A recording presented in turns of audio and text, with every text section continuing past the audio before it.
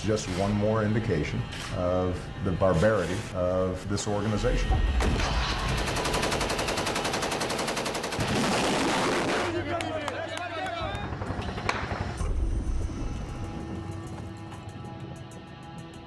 In the case of terrorist kidnap, no ransom should be paid. Salam alaikum, brothers. The blood of David Haynes was on your hands, Cameron.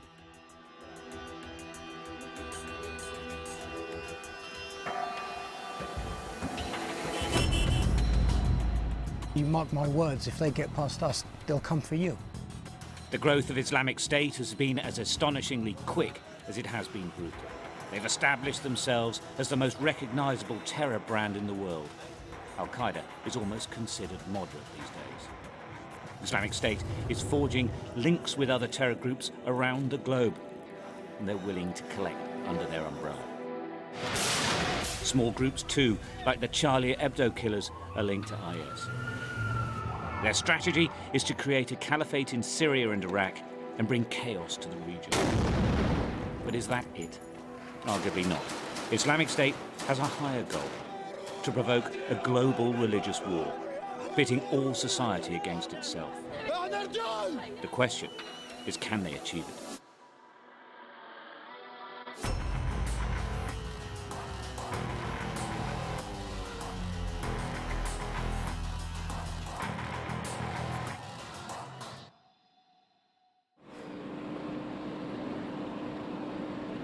The arid open spaces of northern Syria and the plentiful supplies of oil in these enormous oil fields are where Islamic State have grown and plotted their expansion.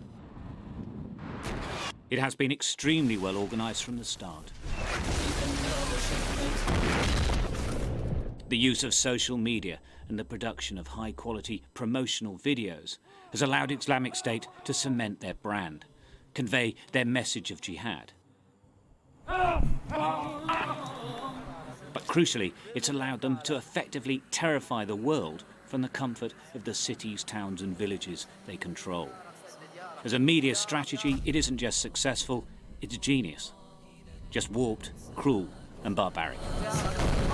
They've taken many hostages, the majority of foreigners released after payments by nations prepared to do just about anything to save the lives of their citizens. Britain, the United States and Japan choose not to cooperate. The murders of their nationals have been uncompromisingly brutal. More often than not, apparently carried out by this man, a Briton known as Jihadi John. The treatment and murder of captured Syrian soldiers has been equally horrific. Every event more gruesome than the last. For some of those fighting Islamic State, the organisation has defied all previous thinking. It's almost like super terrorism. It's an advance in the aggression. I remember here with Ansar al-Islam, with Jund al-Islam, etc., for example, it was very difficult to get one person to behead somebody. Now they seem to be falling over themselves to do these acts of butchery. It definitely is a different kind of terrorism. It's a much more aggressive, more merciless, brutal system. And I say again, this is the front on the war on terrorism. And if we don't stop this here, they will come for the West. They'll come for England, they'll come for Europe, they'll come for the United States. They need to be stopped, and they need to be stopped decisively. The roots of Islamic State stretch back to the war in Iraq. Relentlessly targeted by American, British and Iraqi security services and eventually shunned by Sunni tribes, they lost their grip. But in the chaotic uprising against the regime of Bashar al-Assad's Syria, they found a fertile ground to grow. And a disorganised opposition to infiltrate and ultimately overwhelm. ISIS clearly enjoys the tension between the Middle East, between Saudi Arabia, Iran, between Syria, between Turkey, that ISIS is very conveniently able to exploit for its own advantage. ISIS is not just trying to establish itself as the dominant Islamist group in the region and in the world, but also it is a threat to the stability of the region, the regular political stability of the region, because it is exploiting the weaknesses, the structural, the systematic weaknesses of the regime, of the administration of the surrounding countries. The only effective on-the-ground military opposition to Islamic State has been the Kurdish security forces, made up of the proud but often poorly equipped Peshmerga and assisted by the better trained and armed counter-terrorism group. They have protected Iraq's autonomous Kurdistan. But the fighting has been harsh and has cost many Kurdish lives. The decision by the American-led coalition to intervene militarily through a campaign of aerial assaults has paid dividends.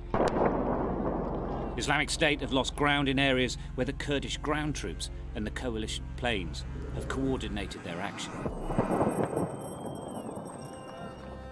The relief of Kobani, after months of IS attacks, is the best example. But there's a growing feeling that it simply isn't enough, although, ironically, that is exactly what Islamic State wants, especially the intervention of Western soldiers. ISIS has a product to sell, the idea of an Islamic caliphate, and it is more than willing to go as far as it needs with all of its propaganda to create this sense of need for a representative of the world's Muslims that can actually take a stand against the West, take a stand against international forces seen to be a threat to devoted Muslims. By taking the fight, or encouraging the fight to take place against them in Arab countries, be it Iraq and Syria, just underscores their position as they see as the arbiters of all things to do with Islam. Exactly, and that's the great problem, which is why having Arab states send in foreign troops is going to be the perfect situation compared to the UK and the US doing so, because we need a visible Muslim contingent that is fighting ISIS, preferably Sunni.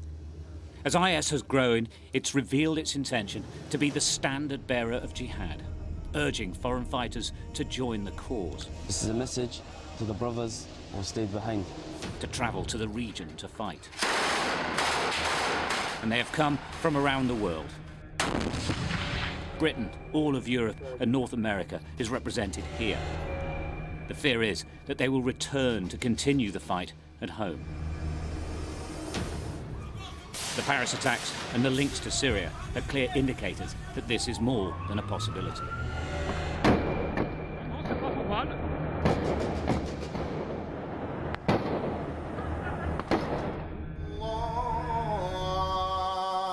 Some here fear that the IS intention is not just to kill and maim abroad, but to fundamentally destabilise relations between different communities, pitting Muslims, Christians and Jews against one another. Effectively, a holy war. It's everything that ISIS is designing their message to British society, to Western society, turn against your Muslims. Because the message we want to get across as ISIS is that you hate them. We're telling the Muslim community you despise Muslims for being Muslims. And if you can show them that you despise them for being Muslims, our job is done. So if they can sow discord amongst our countries here, they've won, and we've let them win. We've let them win. If we, the biggest asset of the West is our freedom, is our liberties. If we ourselves, as society, call for an erosion of those freedoms, call for people to be locked up because they follow a certain religion or express a certain viewpoint, view them with suspicion. If we erode those principles ourselves, we're doing the job of the terrorists for them. We're letting them win. We're giving them victory. But Islamic State isn't just content with destabilising countries like Iraq and Syria, Israel and Jordan and Iran, for example. It is building alliances and spreading its tentacles across the world. While Islamic State is centred on what it describes as a caliphate straddling Syria and Iraq, its sphere of influence is growing. It's part of their strategy. Further to the east in Afghanistan and Pakistan, elements of the Taliban have indicated support for IS. But the terror group is also building a presence here to ensure Taliban compliance. In Africa, the well-established Islamic fundamentalist groups like Al-Shabaab in Somalia, who carry out attacks across the border in Kenya, are now working as an IS affiliate. To the north, in the countries of Nigeria and Mali, terror groups are in regular contact with and are open supporters of IS. The mass kidnapping and mass murders by Boko Haram in the north of Nigeria are part of its efforts to establish their own caliphate. And in Libya, the location of the West's previous significant intervention, IS-supporting militias have taken control of Tripoli and are engaged in a battle to extend their power base across the country. Just like the international coalition, it's like a multi-headed hydra, but you've got two coalitions forming. As like this multi-headed hydra of Islamic terror that has 10 different heads, with the chief head being that of the Islamic State. And that is how I see the future for the Islamic State, rather than all the groups merging together to form this one big, global caliphate, a homogenous caliphate. I don't see it as a homogenous caliphate.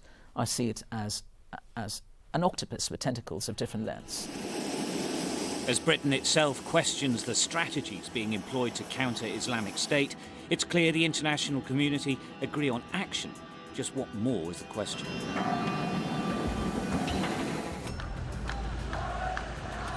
Jordan finds itself the most vociferous, the most determined to seek revenge and destroy IS. But there is no question Islamic State's ambitions of creating regional chaos, promoting international social discord and spreading jihad is working. Finding a way to counter it is the key, one of the greatest challenges in the world today.